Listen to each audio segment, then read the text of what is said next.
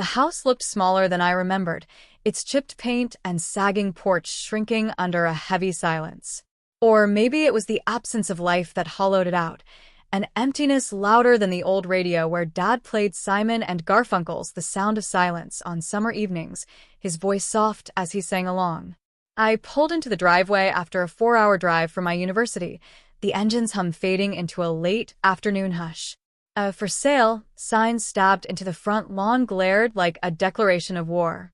My childhood home. My life, up for grabs. I stepped out, boots crunching gravel, heart thudding. In my pocket, I touched the embroidered handkerchief Abuela had given me when I was 10, its tiny stitched roses worn but soft, a reminder of her quiet strength. The windows were bare, no curtains, no furniture casting shadows. 3 black garbage bags slumped on the porch, like discarded dreams. I rushed to them, praying for a mistake, a cruel mix-up. But when I tore one open, reality hit like a fist. My books, my high school hoodie, a cracked snow globe from my 15th birthday, its tiny Eiffel Tower drowned in glitter. My stuff. My life. Thrown out like trash. Fingers trembling, I dialed Uncle Thomas. "What do you mean you don't have the keys?" "The house is empty," I snapped, pacing the cracked pavement. Across the street, Mr. Benton watched from his porch, sipping a beer, his squinting eyes holding curiosity or pity. I didn't care. "They moved last week," Thomas said, sheepish. "Didn't they tell you?" "No," I said, the word hollow, like all the air had left my lungs. "They didn't tell me anything." I hung up before I could say something I'd regret. Then I called my father. Each ring was a slap. When he answered, his voice was colder than the evening breeze.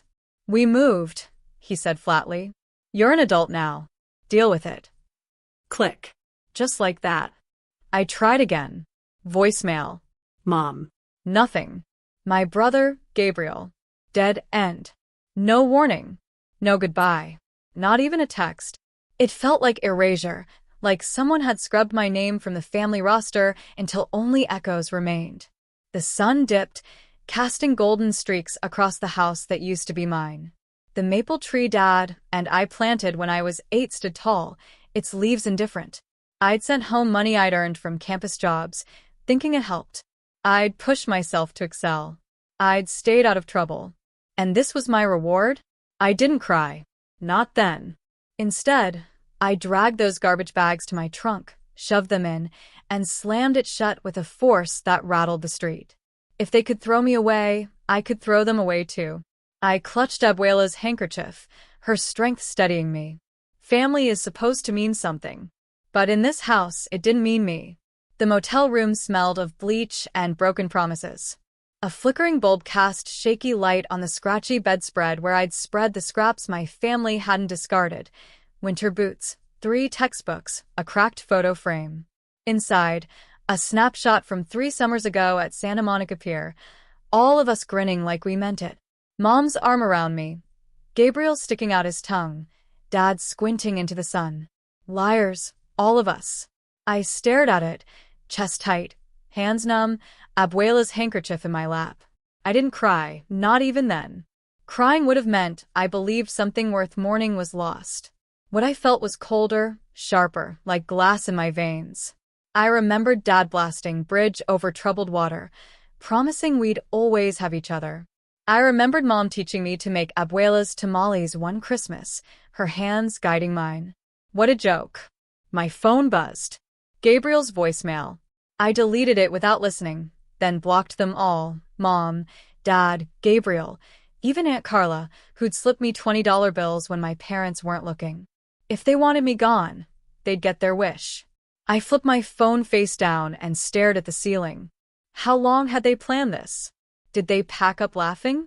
Did they wait until I was away, building a future alone, then sell my memories? I'd sent them money. I'd studied until my eyes burned. I'd done everything right. And they left me on the porch like garbage. Dad used to say, "We came here with nothing so you could have everything." He took everything instead. That night, I pulled out a notebook and started writing a letter I'd never sent. Dear Mom, Dad, Gabriel, I don't know if I'll ever forgive you. You didn't just leave, you erased me. I deserved better. I deserved truth. I stopped there, the words too heavy, but writing them felt like exhaling. I tucked the notebook away, next to Abuela's handkerchief. My fingers hovered over my contact list, landing on Professor Wilkins, my constitutional law instructor. She'd seen through my polished essays, once asking if I was okay when I wasn't. I called, voice barely holding. I'm sorry to bother you, but I don't know where else to go that feels safe. She didn't hesitate. Natalie, come stay with me. My guest room is yours as long as you need. Something cracked open, not in a falling apart way, but in a way that let me breathe. The next morning, I left the motel. Professor Wilkins's house was old, painted robin's egg blue, stuffed with books and 2 ancient cats. She handed me a key, without conditions. Focus on your future, she said. That afternoon, I opened my laptop and searched internships, legal aid, housing law. I didn't know what I was chasing, just that I needed to matter in a world that felt so harsh. As I scrolled, I remembered a hymn Abuela used to hum, about finding strength in stillness. I wasn't religious, but it stuck, a quiet anchor. If my family wanted to pretend I didn't exist, I'd build a life so undeniable the world would remember me. Professor Wilkins's house became my sanctuary. It wasn't grand, but it breathed warmth no place ever had. Books spilled from every corner, their musty scent blending with chamomile tea. Her cats, Atticus and June, claimed me by the second night, curling against me like they knew I had nowhere else. I told myself I'd stay just long enough to gather myself. But on the third morning, over oatmeal and black coffee, Professor Wilkins asked, Natalie, what would you do if you could turn this pain into fuel? I didn't have an answer. Not yet.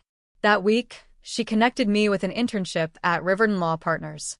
Unpaid, but they needed someone passionate about housing rights. Irony had a sense of humor. I showed up in my only blazer, clutching a borrowed briefcase, nerves frayed. The firm was modest, but the air buzzed. Phones ringing with desperate voices, clients carrying eviction notices and stories etched into their faces. My first task was filing and observation. Simple. Forgettable. But on my 4th day, a mother of 2 walked in, tears streaming. Her landlord had changed the locks while she was at work. Everything she owned was trapped. She had nowhere to go. While attorneys drafted motions, I sat with her and her kids, offering juice boxes, tissues, anything to ease the weight. She spoke of double shifts at the hospital, rent climbing endlessly. Her youngest, a 6-year-old girl, clutched a stuffed rabbit like it was her last anchor. That night, something shifted. I pulled out my constitutional law notebook, rereading tenant protections, Abuela's handkerchief on the desk beside me. I wasn't just an intern. I was awake. The next morning, I asked to help with intake interviews. My supervisor, Eleanor Grayson, raised an eyebrow. You want to dive into the chaos? I want to help, I said. However I can. Eleanor tested me. Small tasks, observation notes, silent listening as clients poured out their hearts. One afternoon, I suggested a loophole from class that could delay an eviction by 2 weeks. Eleanor looked at me like I'd cracked a code. You've got something rare, Natalie, she said. You listen. From then on, I was a bridge between clients and lawyers, fear and action. I devoured case law like oxygen, stayed late organizing files, took on more than anyone expected from a young woman alone in a harsh world. Each family we helped, each tenant who avoided the street, felt like a piece of my stolen security clawed back. One evening, I met Mrs. Carter, a retired nurse facing eviction after her landlord hiked her rent beyond her pension. She reminded me of Abuela, same quiet dignity, same stubborn hope. We won her case, securing a 6-month lease extension. She hugged me, hands trembling. You're an angel, she said. I wasn't, but it felt like a spark, a purpose bigger than revenge. It started with a name scribbled in my notebook's margins, Safe Space Initiative. I wrote it late one night in Eleanor's office, surrounded by case files and cold coffee, fingers aching from typing. That evening had gutted me, 3 families from one complex served eviction notices in a single day. No warning. Just cold legal letters slid under their doors. They're offering 2 weeks in a motel, Eleanor muttered, scanning the documents. Which, disgustingly, is generous under current law. 2 weeks. I echoed, voice cracking. How's anyone supposed to find housing in 2 weeks? They're not, she said. That's the point. I stayed late, obsessing over forms, searching for a loophole, Abuela's handkerchief tucked in my pocket. This wasn't just paperwork, it was people. People like my mom working 3 jobs and scraping by. People like me, who came home to find their world in garbage bags. I was too late to save myself, but maybe I could save someone else. During a career workshop, the speaker mentioned the Social Innovation Fund, a grant for community projects. My heart lurched. It sounded impossible, competitive, naive. But it felt right. I skipped lunch and locked myself in the library. For 3 nights, I barely slept, drafting a 12-page proposal for a legal initiative to fight housing threats for young adults and families. I called it Safe Space Initiative, soft in name, fierce in purpose. Eleanor reviewed every line. Professor Wilkins gave her blessing. I submitted with 2 minutes to spare. 3 weeks later, amid work and studies, the email arrived. Congratulations. You've been selected for the full $25,000 social innovation grant. I blinked, stunned. Eleanor screamed when I told her. Professor Wilkins teared up, whispering, I hope your parents see this someday. We turned a storage room at Riverton into our first office. Painted the walls ourselves. Got a donated desk, a second-hand printer. We weren't fancy, but we were fighting. Within a month, we'd helped 12 young adults avoid eviction. By spring's end, 23. Volunteers rotated in, 2 paralegals joined part-time, and our calendar was booked for 6 weeks. One Friday, I walked a young woman through an emergency appeal against a predatory landlord. She left with a smile, her home secure. I closed the office door and exhaled. This was mine, not handed down, not pitted, not shared with those who discarded me. Born from pain, built from power. That night, I sat in my room, Abuela's handkerchief in my hands, thinking of her hymn. I wasn't sure what I believed, but I felt something, maybe her, maybe me, saying, keep going. The voicemails started 6 months after they left me behind. I was reorganizing intake folders when my phone buzzed. Unknown number. I checked it cautiously. A voicemail. Natalie, it's your father. Your mother's worried. Call us. No apology. Just expectation, like I was still the daughter who'd jump when called. I didn't call back. 3 days later, another. Angrier. This silent treatment is childish, Natalie. We're your family. My pulse pounded. I saved it, not to answer, but to remember what avoiding accountability sounded like. The calls grew frequent, some frantic, others casual, like nothing had happened. Mom left updates. Gabriel's in community college, studying programming. You always said he was smart. Surreal, like a radio show hosted by strangers who once knew me. One night, alone in my room, I pulled out my notebook and added to my unsent letter. I keep wondering what I did wrong. Was I too quiet? Too loud? Why wasn't I enough? The words hurt, but they helped me see. I wasn't the problem. I tucked the notebook away, Abuela's handkerchief beside it. I didn't respond to their calls. Instead, I poured myself into safe space. Every case was defiance. Every person we housed was a declaration. I'm still here. You didn't break me. When we hit our 30th case, Eleanor brought cupcakes. I snapped a photo of the team, sleeves rolled up, eyes proud. I almost posted it. Family redefined. But some victories don't need broadcasting. They're yours alone. In February, the office phone rang during a client session. Safe Space Initiative, this is Natalie. I answered, scribbling notes. A pause. Then, Natalie? It's me. Mom's voice. I slid down my spine. How did you get this number? I asked, knowing. Your website, she said softly. We're worried sick. Why haven't you called? I asked the client, Devin, to step out. He nodded, giving me a knowing look. This is my workplace, I told her sharply. Don't call here again. We're your parents, she said, trembling. We have a right. No, I snapped. You lost that right when you left my life in garbage bags. Silence. Then a crack I didn't expect. We were embarrassed, she whispered. The house was foreclosed. Your father lost his job. We didn't know how to tell you. My anger faltered. Foreclosure? They never hinted at money trouble. I'd sent them money I earned. Why hadn't they asked for help? You could have told me, I said, softer. I'd have done anything. Your father wouldn't allow it, she admitted. His pride, you know him. I did. Pride had ruled our house, like a silent tyrant. I thought of a Sunday years ago, when Dad taught me to ride a bike, laughing as I wobbled, his hand steadying me. The memory ached against their betrayal. I have work, I said firmly. Respect my boundaries. I hung up, hands shaking. For the first time, I felt grief beneath the rage. Maybe their silence held desperation. Maybe. But I wasn't ready to know. It was a Wednesday, deceptively calm until it wasn't. I was counseling Devin, a young man fighting an illegal sublease. His landlord had rented his paid-up room over winter break. As I explained his rights, the office phone rang. Safe Space Initiative. This is Natalie. Natalie? It's Mrs. Hernandez. I froze. My old neighbor, who'd brought tamales every Christmas and watered our plants when we traveled. I hope it's okay I called, she said. Your brother gave me this number. He said you wouldn't answer them. True. But this was different. If this is about reconnecting.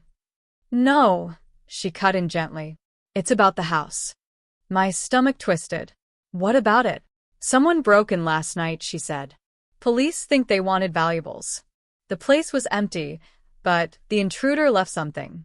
An envelope. With your name on it. From a law firm in Mexico. And another letter. Handwritten. My breath caught. Handwritten? Yes, she said. It's yours. Want me to read what's visible? Please. Paper rustled. Her voice slowed. The law firm letter. It's about your grandmother's estate. You've inherited property in Oaxaca. And a bank statement. Natalie, it shows over $400,000. I stopped breathing. That can't be right, I whispered. She lived simply. The land was developed after she passed, Mrs. Hernandez explained. Resort condos. You got proceeds from 2 units. And the other letter? I asked, voice shaking. It's sealed, she said. But it's in your grandmother's handwriting. It says, for Natalie, my heart, when the time comes. My mind spun. Abuela's handwriting? She'd been gone 3 years. When was the law firm letter finalized? I asked, grabbing a pen. Last March. The words hit like a blade. Last March. 1 month before they moved, without a word. Before they left my life in trash bags. Send me both letters, I said. Please. Mrs. Hernandez overnight them. The next day, I locked myself in Eleanor's office, the envelopes on the desk like live wires, Abuela's handkerchief in my hand. I opened the law firm's first, $437, 212.56, legally mine, from condos built on Abuela's land. Notification had gone to my parents as my guardians when I was 19. They'd known. Then I opened Abuela's letter, my hands trembling. Her familiar script filled the page, written 2 years before her death. My dearest Natalie, if you're reading this, the world has shown you its sharper edges. I've left you my land's worth, not for wealth, but for freedom. I fear your parents may falter under its weight. Greed can blind even the kindest hearts. I saw their pride grow heavy, their love for you tangled in it. They may try to keep this from you, thinking it protects them. But this is yours, Mija, to build a life they cannot touch. Forgive them if you can, not for them, but for you. You are stronger than their mistakes. I'm with you always. Abuela. I sat there, stunned. Abuela had known. She'd seen the cracks in my parents' hearts, Dad's pride, Mom's silence, and crafted a shield for me. She hadn't just left money, she'd left a warning, a lifeline, a truth they'd tried to bury. I called the law firm. They confirmed it. The inheritance was mine, untouchable, per Abuela's ironclad will. My parents had received the notification and said nothing, perhaps hoping to claim it before I turned 21. They hadn't counted on Abuela's foresight, or an intruder dropping the truth at an empty house. They didn't abandon me because they had nothing. They abandoned me because I had something they wanted, and Abuela had seen it coming. That night, I added to my unsent letter. Abuela knew you better than I did. She loved you anyway. I'm not sure I can. I tucked it away, her handkerchief soft against my fingers. Her letter wasn't just a gift. It was a call to honor her by building something unstoppable. The money hit my account 3 days before the Watkins Foundation presentation, $437 to 12.56. It didn't feel real, like staring at someone else's life. It should have come with Abuela's warmth, her stories of Oaxaca's markets. Instead, it burned with betrayal, a reminder my parents hadn't just left, they'd tried to steal my future. But Abuela's letter changed that. She'd ensured it was mine, and I had work to do. The Watkins grant could turn safe space into a real legal clinic, $300,000 over 3 years for outreach, education, and a downtown office. I arrived at their polished offices early, in Eleanor's navy blazer, armed with data and case studies. She joined me, calm as ever. "You've got this," she said. "Focus on the people." The waiting room hummed, presenters pacing, rehearsing. When we entered the boardroom, 8 members sat around a long table, including William Watkins, silver-haired and sharp-eyed. "Ms. Alvarez, Ms. Grayson," he said. "Your proposal impressed us. Show us why Safe Space deserves our support." I launched into it, Eleanor on legal frameworks, me on the people, young adults we'd housed, tenants we'd shielded, systems we were dismantling. It was smooth. Until the door opened. An assistant whispered to Watkins, who frowned. "Ms. Alvarez," he said, "I apologize. Some people in the lobby claim to be your family. They say it's urgent." My heart stopped. Heat surged. My hands gripped the table, Abuela's words echoing. "Forgive them if you can, not for them, but for you. We can have them wait." "No," I said, voice steady. "This is too important. Please tell them I'll speak after." Watkins nodded. I turned to the slides, adrenaline pounding, Abuela's handkerchief in my pocket. I forced myself to breathe. Not here. Not now. We finished strong, fielding questions on scalability and impact with precision. My thoughts tugged toward the lobby, but I held firm. When we left, the assistant said softly, "They're still here." In the reception area, Mom rose, eyes red but posture firm. Dad stood nearby, arms folded. Gabriel lingered behind, hands in his pockets. "Natalie," Mom began, voice shaking. "We need to talk." Eleanor squeezed my shoulder. "Call me if you need me." I nodded and faced them. Not as the daughter they discarded, but as the woman Abuela had believed in. We didn't speak on the walk to the corner cafe. I chose it deliberately, neutral, public, space to breathe. I took the seat facing the window. Back to the wall, Abuela's handkerchief in my pocket. Control. I needed control. Mom and Dad sat across, Gabriel to the side, fidgeting with a sugar packet. Mom spoke first. "We saw the article about your housing program. It mentioned today's presentation. We knew you'd be here. So, you crashed a meeting that could shape my work?" I said, voice cold. "Why now, after a year of silence?" Dad leaned forward. "This has gone on long enough. You're our daughter." I laughed, bitter. "Am I? Daughters don't find their lives in garbage bags." "We made a mistake," Mom said, voice cracking.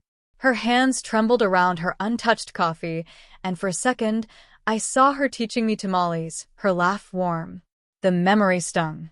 "We thought starting over would fix things. We were ashamed." "Don't say ashamed," I snapped. "You erased me." Gabriel spoke up. "Jazz, they know they messed up." I told them. "And what did you say when they got Abuela's letter?" I cut in. "The one with the inheritance and her warning about you?" Their faces froze. "You know?" Mom whispered. Everything, I said. Oaxaca. The $400,000. Abuela's note saying she saw your greed coming. She protected me when you didn't. Dad's jaw tightened. We were going to tell you. Eventually. Eventually? I laughed, sharp. Abuela knew you'd try to keep it. She made sure you couldn't. We didn't touch it, Mom said, eyes welling. We didn't know it was finalized until after you left for work. We were panicked. So you abandoned me instead. She flinched. We thought you'd be fine, Dad muttered. You had your job, your professors. We didn't want you to see us fail. You didn't fail, I said coldly. You betrayed me. Abuela saw it, your pride, your silence, and she still loved you enough to ask me to forgive you. I'm not there yet. I stood, tossing a 20 on the table for our untouched drinks. My hands were steady. If this is about guilt, I hope you feel it. If it's about forgiveness, that's not yours just for showing up. Natalie, please, Mom said, standing, her hands shaking like they did when she taught me tamales. We want to make it right. Then start by respecting my boundaries, I said. I'm not the daughter you left. I'm the woman Abuela knew I could be. And I won't let you touch what I've built. I walked out into the sunlight, the door chiming behind me. For the first time, it felt like a chapter closed. The Watkins Foundation called the next morning. I was in the safe space office, sunlight streaming through the windows, case folder stacked, printer humming. The phone buzzed as I stepped inside. Ms. Alvarez? William Watkins. The board unanimously awarded Safe Space the full grant, plus an extra $50,000 for operations. Your story moved us all. My throat tightened, not with tears, but validation. Thank you, I said. Thank you so much. I sat at my desk, staring at our whiteboard calendar, client appointments, policy reviews, hope and ink. The nonprofit I'd built from a storage closet now had weight. It wasn't survival anymore. It was legacy. That afternoon, a national news outlet reached out for a feature on housing injustice. They wanted to highlight Safe Space, interview our team, talk to me. When it aired, it reached millions, our cluttered office, before and after stories of people we'd housed, plans for expansion. Somewhere, maybe my parents watched. They didn't call again. I didn't need them to. Eleanor brought champagne that evening. You built this, she said, clinking my glass. Not in spite of them, because of Abuela's faith in you. Professor Wilkins sent a card. Legacies aren't inherited. They're claimed. I placed it on my desk, next to a small framed photo of Abuela, her smile steady, my co-founder in spirit. Each morning, I'd touch her handkerchief before starting work, a quiet ritual to carry her with me. I met with our grant coordinator to plan expansion, mentioning a second office in East Bakersfield, my hometown. The irony didn't sting. I wasn't doing it for them. I was doing it for the next person who came home to an empty house and garbage bags. The one told to deal with it. The one who believed, even briefly, they were unworthy. They deserved a fighter. Now, they had me. I used a small portion of Abuela's money to buy new computers for Safe Space, ensuring every client had access to our tools. The rest I saved, for a financial advisor's guidance, to grow her gift into something lasting. I used to think family meant blood, obligation, sacrifice, silence for peace. I was wrong. Family was Eleanor with takeout at 11 p.m. after a rough day. It was Professor Wilkins giving me a key without questions. It was volunteers staying late, clients hugging me after winning appeals, the retired couple who called months later to say they'd found a home. That was my family. As I stood in our office, new desks arriving, website traffic soaring, the future unfolding, I realized something. I wasn't broken. I wasn't forgotten. I wasn't theirs to discard. I was Natalie Alvarez, granddaughter of a woman who saw the truth and loved me enough to protect me. And I'd built something no one could take. Maybe you're a parent, a grandparent, or someone who once had to start over from nothing. Maybe you've seen pride tear families apart, or love stitch them back together. If that's you, this story is yours too. Join our community to follow more journeys like mine, where we turn pain into purpose. Subscribe, and let's shine a light on what matters. together.